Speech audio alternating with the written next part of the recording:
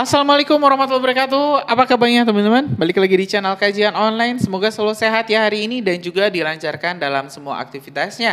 Teman-teman, kita di next video hari ini kita bakal mendengarkan sesi tanya jawab Presiden Prabowo Subianto di St. Petersburg Economic Forum ke-25, di mana di sini Pak Prabowo teman-teman berdiri duduk sejajar dengan para pimpinan negara besar dunia. Salah satunya adalah Vladimir Putin. Ada juga ini dari perwakilan dari China, dari Timur Tengah, Afrika yang memang dikenal sebagai sekutu-sekutunya Rusia. Nah, teman-teman tanpa panjang lebar, kita mending simak dulu. Ini sesi tanya jawab khusus eksklusif Presiden Prabowo Subianto bersama para leader-leader dunia terkait berbagai permasalahan-permasalahan ekonomi global dan juga bagaimana menyikapi atau solusi terbaiknya. Kita simak video selengkapnya. So I would ask President Prabowo of Indonesia. Indonesia has always walked a fine line, has always, as you mentioned in your speech, been a non-aligned state. But as the world becomes more and more complicated, can Asian countries, ASEAN countries stay non-aligned, or this is more and more not an option or a very, very narrow option as we go forward? Thank you. I think, in my opinion, it's not easy, but it's a line that we are determined to maintain. As I said, we respect all the great powers, we respect our neighbors, and we really believe that the only way for prosperity is collaboration, cooperation, and peaceful coexistence. And this is what we try to achieve. So we want to maintain good relations, and we try to convince all parties that the only way forward in this planet is getting smaller. We cannot afford rivalry that is going nowhere. Especially if it goes into confrontation. So no, I'm convinced that we have to maintain this path of non-alignment. Mr. President, you were shaking your head when we were exchanging this question. What are your thoughts on, bringing adversaries to the table? Does it require, is defeat a prerequisite for dialogue, or we can, bypass this phase and go to dialogue? And there are so many crises in the world that cannot afford a victorious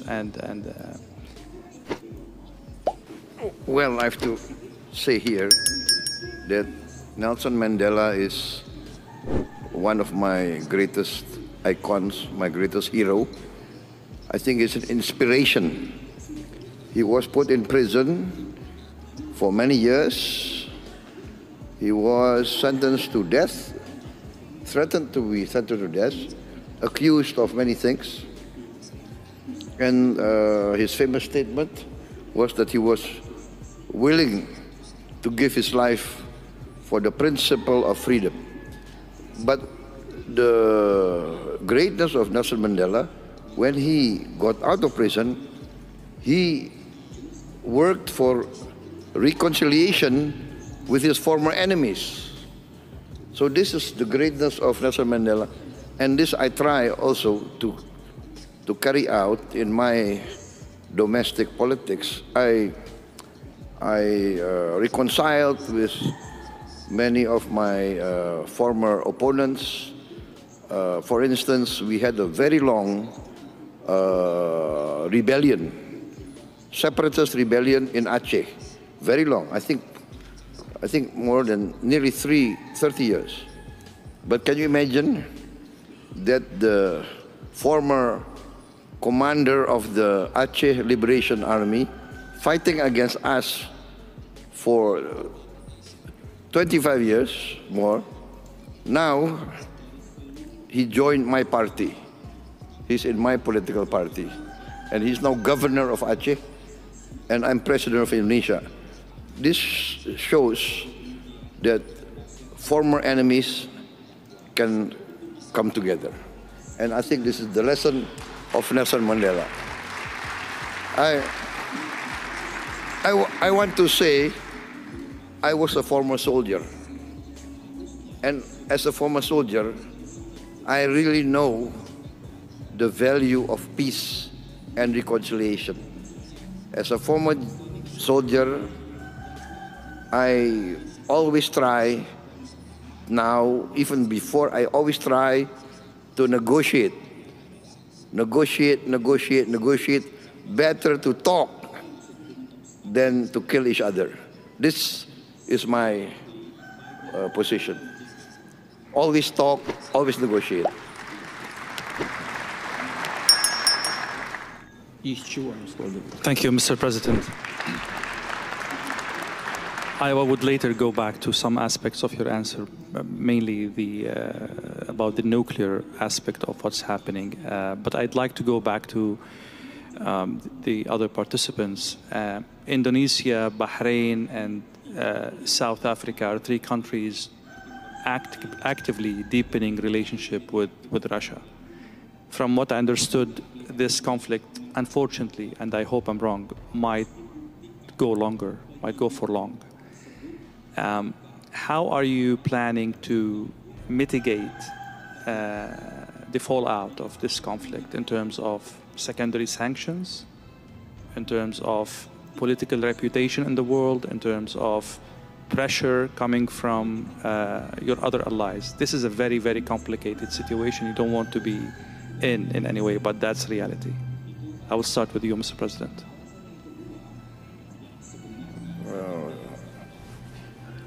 I really don't understand, actually, your question. What secondary sanctions? I'll make it simple. Yeah,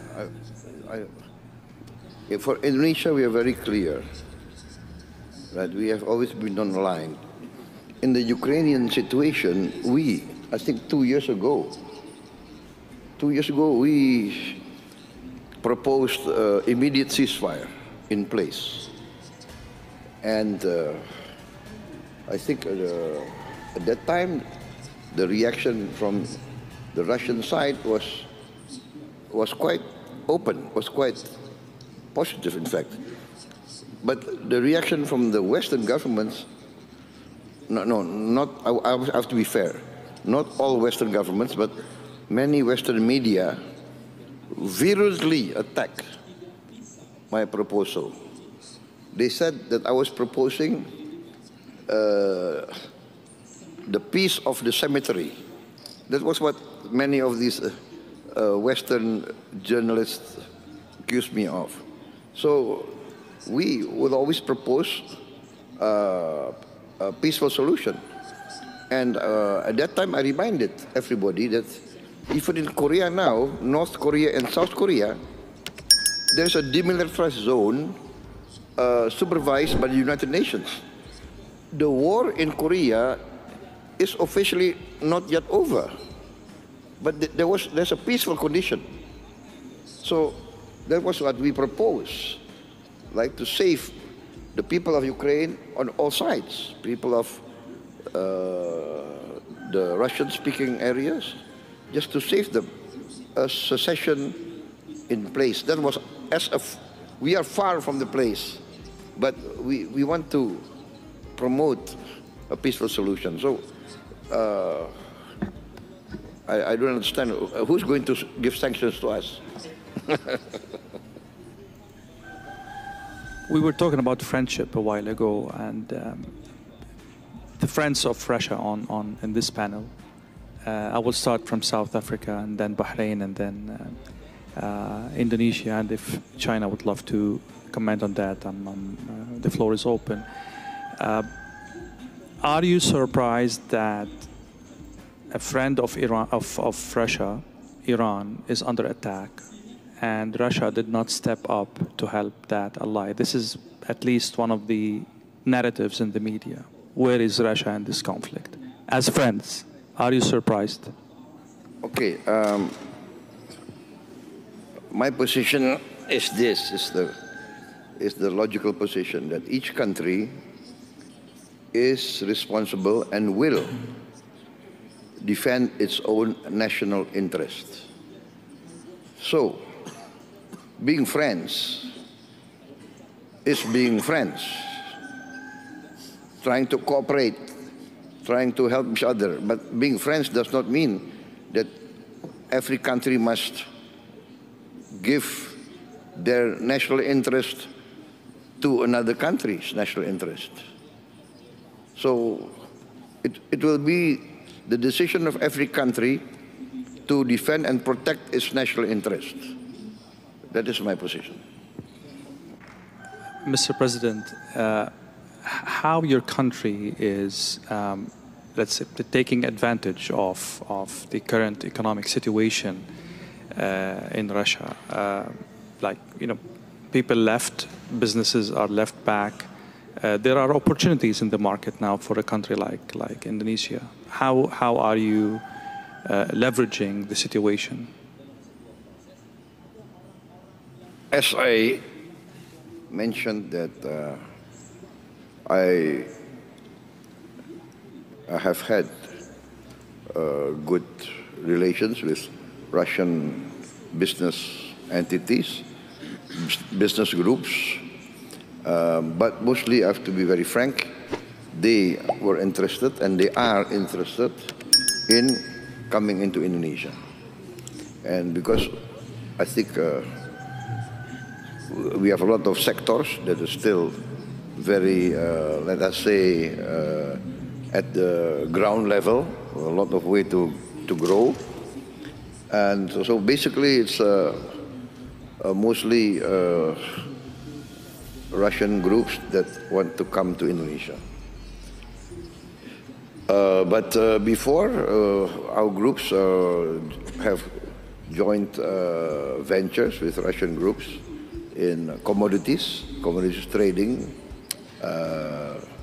oil and gas. So, and now we open our markets for Russian agriculture products. So, I think it's not that we're going to take advantage, but we are going to look for all opportunities, because we have also been given a very heavy dose of tariffs from, everybody knows, right, from the American market. So we are forced now to look for new markets, Africa, Latin America, Eurasia. We are just concluded. We are in the process of concluding a free trade agreement with the Eurasian Union. So European Union, of course.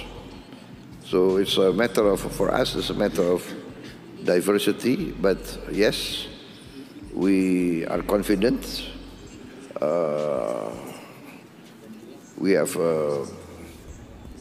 our strengths, we have our ability, and our relations also with China is very good and very strong. So it's not that we are optimistic, to say the least. Thank you.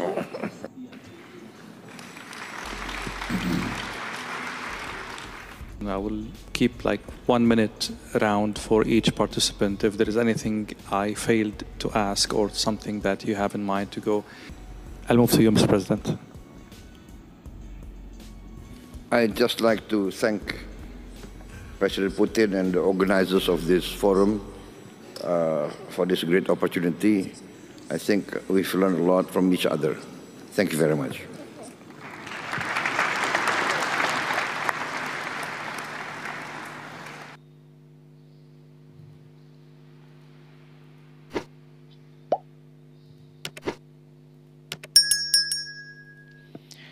Ya teman-teman, barusan kita telah mendengarkan secara lengkap sesi tanya jawab antara Presiden Prabowo Subianto dan juga ini wawancara ya teman-teman, yang menanyakan berbagai isu-isu yang mungkin bisa saya sebut krusial Dimana tidak hanya soal ekonomi tapi terkait ya ini posisi Iran, posisi Indonesia dalam menyikapi pertikaian global saat ini yang memang makin memanas.